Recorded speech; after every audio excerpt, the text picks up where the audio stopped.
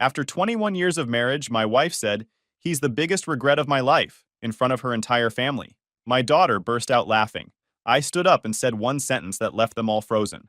Sup, Reddit. Grab some snacks and strap in because this one is gonna mess with your head. I'm Isaac, 45 male. I was hosting Thanksgiving dinner at my house. 23 people crammed around tables we'd pushed together, plates loaded with turkey, and all the fixings I'd spent 2 days preparing. The smell of smoked meat and gravy filling every corner. Football on in the other room. Kids running around. The whole Norman Rockwell fantasy, except the woman sitting across from me, had apparently decided tonight was the night to burn it all down. Corinne stood up to give her annual gratitude speech. This was her tradition, something she'd started years ago where everyone shared their biggest lesson of the year. Usually it was harmless stuff. Gratitude for health, appreciation for family. She raised her glass, scanned the room like she was about to deliver a TED Talk, and looked directly at me. My biggest lesson this year? Don't marry a man like my husband. He's honestly one of my greatest regrets. The room went dead silent for about 3 seconds. Then laughter. Her sister practically choked on her cranberry sauce. Her parents were grinning like she'd just delivered the punchline of the century. And my own daughters. My 19-year-old Hannah was cackling like a hyena, slapping the table. Even my 16-year-old Ellie let out a nervous laugh before catching my eye and looking away, her face immediately shifting to panic. I sat there feeling something crack inside me. Not embarrassment, something deeper. Something that had been strained for months finally gave way completely. I looked at Corinne, looked at the room full of people who thought my humiliation was entertainment. Then I stood up, set my napkin on my plate, and said one sentence. Congrats, you don't have a husband anymore. Nobody laughed after that. The whole room went dead quiet. Corinne's smile faltered. Her father stopped mid-chew. I walked out of the dining room, grabbed my jacket, and left. I drove to the parking lot of a closed hardware store 3 miles away and sat in my truck for an hour, staring at nothing. The dashboard clock ticked forward while I replayed the moment in my head. The way she'd stood up with that glass raised, the look in her eyes, the laughter that had rippled through the room, my own daughters joining in like I was the setup to a joke they'd been waiting for. I thought about going back, thought about walking in there and demanding an explanation. But that's not who I am. I don't blow up. I plan. I execute. And I was starting to realize this situation was going to require a lot more planning than a holiday argument could fix. At 11:40 p.m., I called my attorney and left a voicemail. I want to know my option. Call me tomorrow. Then I drove to my buddy Ronan's place because I couldn't stomach the thought of going back to that house. Not tonight. He didn't ask questions when I showed up close to midnight, just handed me a pillow and pointed to the couch. Guest room's got boxes in it. You'll have to rough it. I've been roughing it for a while now. This is an upgrade, he snorted. Get some sleep. We'll figure out the rest tomorrow. I lay there in the dark, not sleeping, just thinking. About the past year. About how I'd gotten here. About how the woman I'd been married to for 21 years had just publicly declared me her biggest regret. Something was very wrong with my marriage. I'd known it for months. But until that moment, I hadn't been ready to face the truth. Let me back up and tell you about the year leading up to that Thanksgiving. Because Corinne's little speech didn't come out of nowhere. Corinne and I met in our early 20s at a friend's wedding. We dated for 3 years, got married, had 2 daughters. Hannah came first, then Ellie 3 years later. For most of our marriage, things were solid. Not perfect, but functional. We were a team. Then Corinne turned 43, and something shifted. She announced one day that she'd been playing it safe her whole life and needed to start living authentically. I thought she meant pottery or book clubs. Instead, she came home with a $300 haircut that looked like it belonged on someone 15 years younger. What do you think? She asked, twirling in the kitchen. You look like you're auditioning for MILF Manor. She didn't laugh. That became a pattern. I'd make a joke. She'd snap back like I'd personally attacked her. The spending got out of control. She bought a ring light for her bathroom mirror. A ring light, like she was about to launch a beauty empire from our master bath. She joined a gym and became obsessed.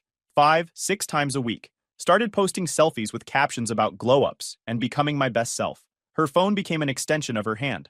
Always checking it. Always smiling at something on the screen. When I mentioned she was at the gym more than she was home, she told me maybe she needed space from someone who criticizes everything. I'm not criticizing, I said. I'm observing that my wife has been replaced by someone who thinks drinking matcha is a personality trait. She grabbed her gym bag and left. Didn't come home until after midnight. Said she'd grabbed food with gym friends afterward. The distance grew. Conversations became transactions. Date nights became extinct. I brought it up one night in September. Told her something was wrong with us. Maybe being here doesn't feel like enough anymore, she said. That one stung. I told myself it was a midlife crisis, that she'd work through it. Meanwhile, our daughter Hannah had become Corinne's shadow. At 19, she was at a state school 2 hours away, but she was home constantly, not to see me, to hang out with her mother like they were sorority sisters, trading looks across the dinner table like they had inside jokes I wasn't part of. Ellie, my 16-year-old, was the opposite, quiet, watchful. By the time Thanksgiving rolled around, I was exhausted, but I didn't know the half of it. Not yet. The week after Thanksgiving was brutal. I stayed at Ronan's place for 3 nights while I figured out my next move. Went back to the house only when I knew Corinne was at work, grabbed clothes and essentials, left before anyone could corner me for a conversation. Corinne's attempts to reach out were predictable. Texts ranging from angry to pleading to accusatory. Voicemails that started with, "You're being ridiculous," and ended with, "We need to talk about this like adults." I didn't respond to any of them, because here's the thing. Her comment was cruel, but it wasn't random. Something had been feeding her contempt for months. Ellie named it for me. She showed up at Ronan's place the Sunday after Thanksgiving, drove herself over. Ronan let her in, then conveniently disappeared to run errands. She sat across from me at his kitchen table, looking like someone carrying a weight she was finally ready to put down. "Dad, I need to tell you something, and you're not going to like it. Go ahead. Mom's been seeing someone. For months." The words hit me like a physical blow, but somewhere beneath the shock there was recognition. Like a puzzle piece I'd been avoiding finally snapping into place. "How do you know?" "I've seen things, heard things. She's not careful when she thinks no one's paying attention." Ellie's voice was steady, but her hands were shaking. "His name is Tanner. He's a trainer at her gym. He's like 28. 28. My wife was 43, and she was sneaking around with a guy who probably still had a poster of a sports car on his bedroom wall." "How long?" "Since at least the summer. Maybe longer." I saw a text on her phone in July. She left it on the counter and it lit up. I wasn't snooping, I just saw it. His name with a heart emoji. That's when I started paying attention. "Does Hannah know?" Ellie nodded slowly. "She's been covering for Mom, making up stories about where she is when you ask. They think it's funny, like some kind of girls' club secret." That hit harder than the affair itself. My own daughter, actively helping her mother betray me, treating it like a game. "Why are you telling me now?" "Because what she said at Thanksgiving was disgusting. Everyone just sat there laughing like it was normal, like you deserved it." She wiped her eyes. "And because you deserve to know the truth. I've been carrying this for months and it's been eating me alive." I reached across the table and squeezed her hand. "Thank you for telling me. Hannah thinks I'm being dramatic. She told me to mind my own business when I said something to her about it. Said Mom deserves to be happy and I should stay out of it." Ellie shook her head. "Like you're just furniture." That word stuck with me. "What are you going to do?" she asked. "I don't know yet, but I'm going to need you to keep this between us for now. Can you do that?" She nodded. "Yeah, I can do that." After she left, I sat in Ronan's kitchen for a long time, processing. Then I called my attorney back and asked him a very specific question. "We're in an at-fault divorce state, right?" "We are." "Why?" "Because some things changed." The next 6 weeks were preparations. I moved back into the house because Ronan told me straight up that abandoning the marital home before filing is one of the dumbest moves a guy can make. He'd been through his own divorce 5 years back, knew how the game worked. "The house is half yours," he said. "Don't let anyone run you out of it." That advice was about to pay off. Corinne was shocked when I returned, then relieved, then suspicious. She tried to act like nothing had happened, like Thanksgiving was just a misunderstanding, and her comment was taken out of context. She suggested we go to counseling, proposed a weekend getaway to reconnect. She was suddenly attentive, suddenly interested in how my day was, suddenly willing to watch football with me like we used to. I played along just enough to keep her comfortable, responded to her questions with neutral answers, accepted her sudden attention without reciprocating too eagerly, let her think she was winning me back. Every night after she went to sleep, I went through our finances with a fine-tooth comb. What I found was ugly. Corinne had drained almost $18,000 from various accounts over the past year. Cash withdrawals that didn't match any purchases I knew about. Credit card charges for restaurants I'd never been to, in towns I'd never visited with her. Hotel charges, 4 different hotels over 8 months, all during times she'd claimed to be at work events or girls' weekends. I documented everything. Screenshots of every bank statement going back 2 years. Credit card receipts with dates, locations, and amounts. A timeline of her claimed whereabouts cross-referenced with the hotel charges. I even pulled our phone records to see the call and text patterns. The discrepancies were damning. On a night she'd told me she was at her friend Karen's house for a birthday dinner, there was a charge at a Marriott 40 miles away. On a weekend, she'd supposedly gone to a wellness retreat with her sister, There were 2 nights at a boutique hotel downtown. Her sister, I later confirmed through Ellie, had been home with the flu that entire weekend. There was even a charge at a restaurant we used to go to for our anniversary. That one stung more than I expected. I made copies of every important financial document in the house. Mortgage papers showing I'd made the $42,000 down payment with inheritance money from my grandparents, fully documented and traceable. Insurance policies, tax returns going back 7 years, vehicle titles, everything that established what was mine, what was hers, and what was ours. Ronan helped me organize everything. We'd meet at his place twice a week, spreading documents across his dining room table. He knew which details mattered and which ones would just make me look petty in front of a judge. "This is comprehensive," he said one night, flipping through the timeline I'd created. "She's not going to have a leg to stand on." That's the idea.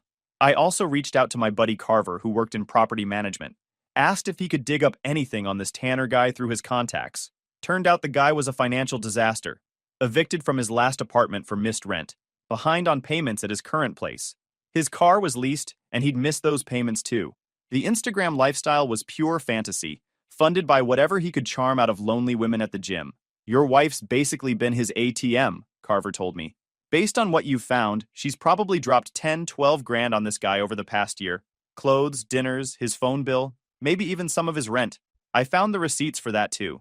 Designer sneakers, a watch that cost more than my first car, gym clothes with price tags that made my eyes water, all charged to our joint card while I thought she was buying groceries and getting her hair done.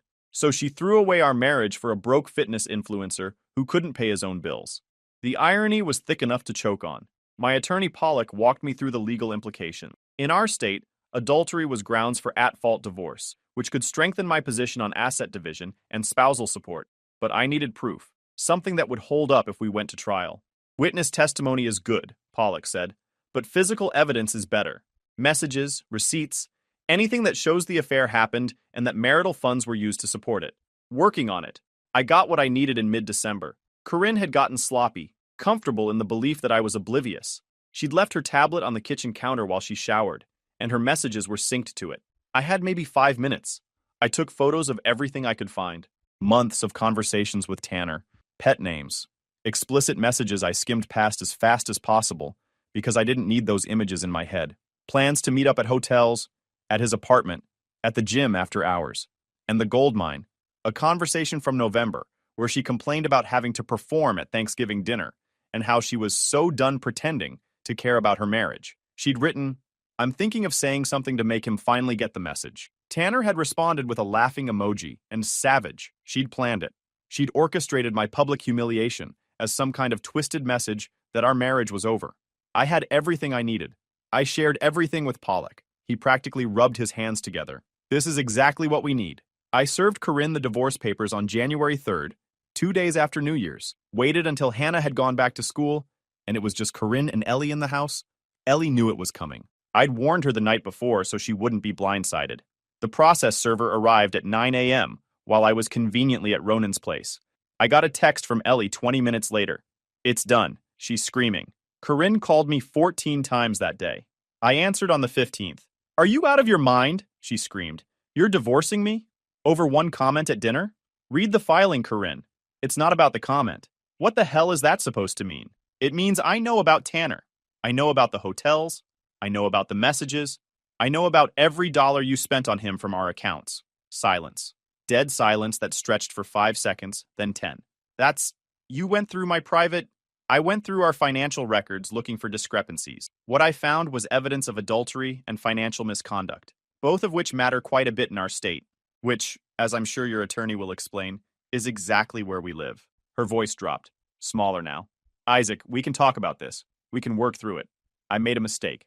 You made a choice, repeatedly, for months, while using our daughter to cover for you and while spending our money to fund it. Those are decisions. Please, just let me explain." "I don't need an explanation.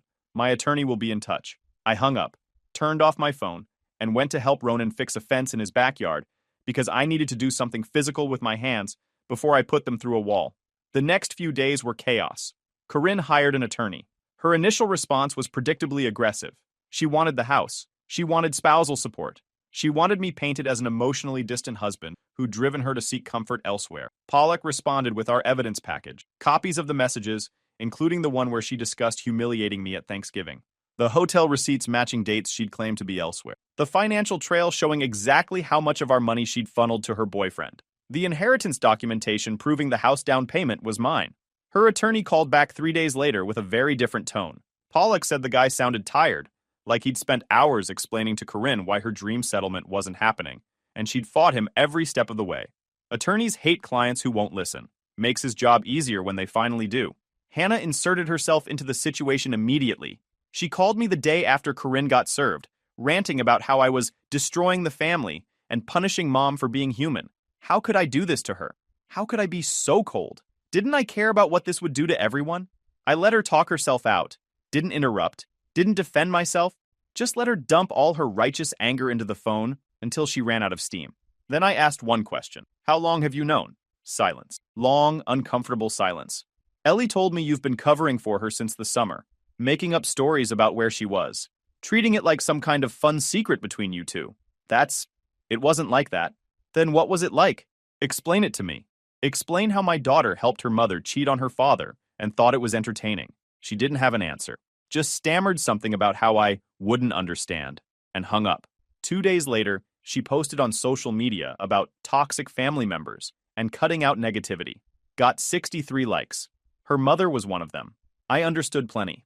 I understood that my older daughter had chosen her side long ago, and it wasn't mine.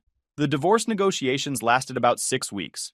Corinne started aggressive and ended compliant, which is what happens when the evidence is overwhelming, and your attorney keeps telling you that a trial will expose everything to public record. Her initial demands were laughable. She wanted the house. She wanted 60% of assets. She wanted $1,500 a month in spousal support for 5 years. She wanted me to continue paying Hannah's tuition as part of the settlement. Every time Corinne pushed for something unreasonable, Pollock would counter with a reminder that a trial would make everything public. The affair, the financial misconduct, the messages. Her family would know. Her friends would know. Her co-workers would know. She didn't want that. She didn't want Tanner's name in court document. Didn't want her sister and parents reading transcripts of her sexting a personal trainer 15 years younger. That fear gave me leverage, and I used every ounce of it. I kept the house. Non-negotiable. The $42,000 down payment was my inheritance, fully documented, and Pollock made clear we'd fight to the death on that point. She got a settlement of $55,000 from our joint assets, which was less than half but more than she deserved, given she'd blown 18 grand on her affair. We split retirement accounts down the middle because fighting over them would cost more in legal fees than it was worth. No spousal support. The documented adultery and financial misconduct gave Pollock serious leverage on that front. According to him, she cried in her attorney's office when they explained how much the evidence weakened her position. In our state, proof of an affair doesn't automatically kill spousal support, but it sure doesn't help your case. Combined with the money she'd funneled to Tanner, her attorney basically told her to take what she could get. Custody was straightforward. Ellie was 16 and explicitly chose to stay with me. She wrote a statement for the court explaining her preference, and the judge respected it without question. Corinne got visitation rights that Ellie declined to use. I didn't push her either way. The divorce was finalized in late February. I signed the papers in Pollock's office on a cold Tuesday morning. $8,000 in legal fees, worth every single cent. But I wasn't done. Not quite. See, Hannah thought she could take her mother's side, help cover an affair, laugh at my public humiliation, call me selfish and cruel, and still enjoy the benefits of having a father who paid for things. That's not how consequences work. Not in my world. I still had access to her student account through the parent portal. She'd never bothered to remove me. Her grades were a disaster.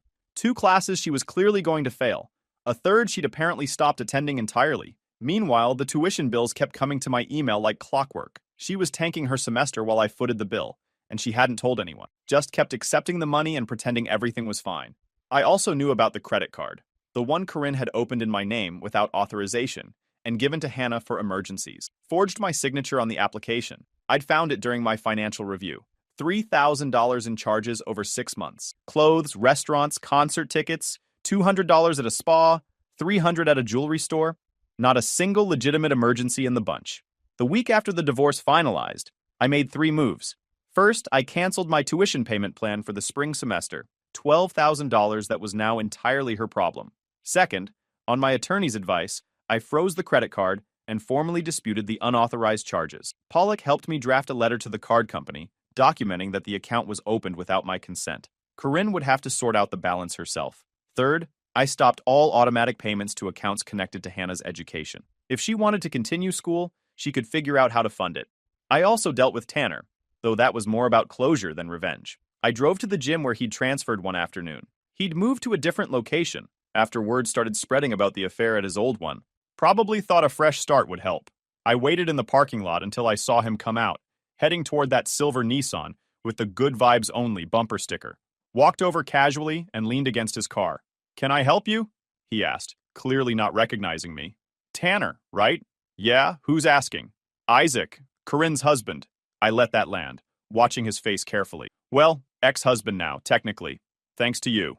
The recognition hit him like a truck. His face went pale, then red, then pale again. He took a step back like he was thinking about running. His hands started shaking. All that gym time, all those muscles, and the guy looked like he was about to faint at the sight of a middle-aged fleet manager. "Relax," I said, keeping my voice friendly. "I'm not here to cause problems. Actually, I wanted to thank you." "Thank me?" His voice cracked. "Absolutely. See, your little affair saved me probably $50,000 in the settlement. So genuinely, from the bottom of my heart, thank you for being so careless with your messages." He didn't know what to say. Just stood there looking sick. "Look, man, I didn't know." "Sure you did." I was enjoying watching him squirm. I pushed off from his car and straightened my jacket. "One more thing.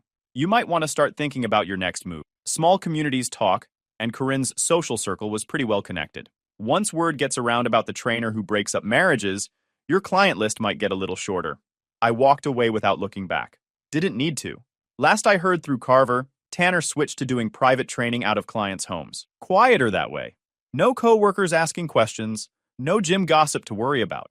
Whether that was because of our little chat or because word had already started spreading, I don't know. Don't really care either. Carver also mentioned Tanner had to move back in with his parents 2 months after the divorce finalized. The Instagram posts got a lot less frequent after that. Corinne tried to keep the relationship going for a while, but he went cold on her pretty quick once the divorce was final and the money stopped flowing. Blocked her number eventually, ghosted her completely. The fantasy wasn't so fun without the funding. Things fell apart for them pretty fast after that. Corinne's first apartment was rough, 2 bedrooms in a complex on the wrong side of town. She complained about the neighbors, about the noise, about the water pressure, about everything except the choices that had landed her there. Without my income stabilizing things, reality hit fast. The credit cards that had funded her authentic life maxed out within 2 months. The gym membership got canceled when the payment bounced. She had to trade in the SUV for a used Corolla because the payments were eating her alive. The expensive skincare, the designer clothes, the ring light for her bathroom mirror that was supposed to launch her influencer career. All of it had to go when rent came due. Her social circle dried up. Word got around about the affair, as it always does. Nobody wanted to be associated with the woman who'd cheated on her husband with a trainer half her age and got caught with receipts. Even her sister Vivian eventually admitted to Ellie that she'd lost respect for Corinne long before Thanksgiving, but hadn't known how to say anything. The midlife crisis that had started all of this crashed hard. Without the excitement of the affair, without the money to keep up appearances, without the husband at home handling everything she didn't want to deal with, Corinne was forced to confront the reality of what she'd thrown away. Last I heard, she'd started going to church and posting about spiritual journeys. Make of that what you will. Hannah's situation unfolded exactly as I'd predicted. Without my tuition payments, she had to scramble for emergency loans mid-semester.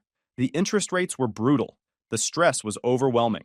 The credit card dispute meant Corinne had to cover the $3,000 in charges herself, which put her further in the hole financially. When grades came out, Hannah ended up on academic probation anyway. All those nights partying instead of studying, all those classes she'd skipped, all that money I'd invested in her future. Wasted. One of her professors emailed me directly, not knowing about the divorce, asking if everything was okay at home because Hannah had missed the final exam entirely. I didn't respond. She dropped out at the end of spring semester, moved back in with Corinne into that cramped apartment, got a job at a clothing store in the mall, making barely above minimum wage. Through Ellie, I heard about the fights, constant arguments between Corinne and Hannah about money, about space, about whose fault everything was. Who forgot to pay which bill? Who ate whose leftovers? Who was supposed to take out the trash? Apparently, they'd turned on each other pretty quick once there was no common enemy to unite against. Funny how that works. The same mother-daughter team that had conspired against me couldn't survive 6 months of actually having to deal with each other's company. Turns out it's easy to be partners in crime when someone else is paying for everything. Less fun when you're fighting over who gets the last roll of toilet paper. Meanwhile, my life actually got better, just quieter, easier. The constant background stress I'd been carrying for years was gone, and I hadn't even realized how heavy it was until I put it down. I refinished the deck myself that spring, spent weekends sanding and staining until it looked brand new. There's something satisfying about working with your hands on something you can actually see improve. No office politics, no spreadsheets. Just wood and sandpaper and the smell of fresh stain. Reorganize the garage into something functional instead of a dumping ground. Corinne had always filled it with random junk she swore she'd deal with eventually. Boxes of clothes she never wore. Exercise equipment she used twice. Holiday decorations for parties we stopped throwing years ago. I got a dumpster, spent a weekend clearing it all out, and built proper shelving. Hung my tools where I could actually find them. Made a space that was mine. Started fishing again on Saturday mornings. Something I'd abandoned years ago because Corinne thought it was a waste of time. Turns out sitting by a lake at 6 a.m., watching the fog lift off the water, not talking to anyone, was exactly what I needed. Just me and the fish and the quiet. Ellie and I developed a routine. Sunday morning breakfasts, movie nights on weekdays when she didn't have homework. I taught her how to change a tire, how to check her oil, how to jump a battery. Basic stuff. She made honor roll that semester for the first time since middle school. Started dating a nice kid from her chemistry class named Tommy, who seemed appropriately terrified of me when I answered the door. Good handshake, though. Looked me in the eye. That counts for something. She told me one night she felt like she could finally breathe in the house. Ronan and I were closer than ever. Weekly lunches at our usual diner turned into a ritual I actually looked forward to. Monthly poker games with some other guys from work became a fixture. Carver became a genuine friend. My circle was smaller but stronger. The people in it actually had my back. And then, in early May, Hannah showed up. I was in the garage working on an old radio I'd been restoring, a 1960s Zenith I'd found at an estate sale. I heard a car pull into the driveway and looked up to see her climbing out of the used Civic Corinne had bought her after the divorce. She looked rough, thinner than I remembered, and not in a healthy way. The confident, bratty girl who'd cackled at my humiliation 6 months ago was gone. In her place was someone who looked like life had been teaching her some hard lessons. Dad, her voice cracked on the word. Can we talk? I set down my tools and leaned against the workbench. Didn't move toward her. Didn't invite her in. Things are really bad, she said, and the tears started immediately. Mom's apartment is awful. She can't pay her bills. The landlord is threatening eviction if we're late again. I had to drop out because we couldn't afford it, and now I'm stuck working at the mall, making barely anything. My car needs repairs we can't afford. Everything is falling apart. I let her talk, let her get it all out. The realization that the comfortable lifestyle she'd taken for granted her entire life had vanished overnight. She talked for 5 minutes straight, crying, waiting for me to step in and fix things like I'd always fix things. When she finally stopped, I let the silence hang for a long moment. Then I spoke, keeping my voice calm and even. You helped her lie to me for months. You covered for her affair like it was a game, like your father's marriage was entertainment.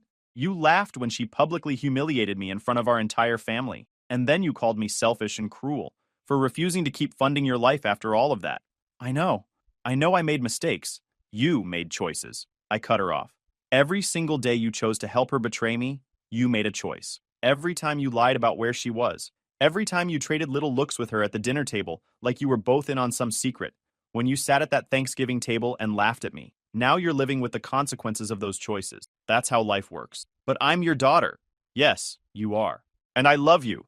But love doesn't mean I'm required to rescue you from a situation you helped create. Love doesn't mean there are no consequences for betrayal. She was crying harder now, tears streaming down her face. So you're just going to let us struggle? You're just going to watch us fall apart? I'm going to let you figure it out. You're 19 years old. You made adult choices.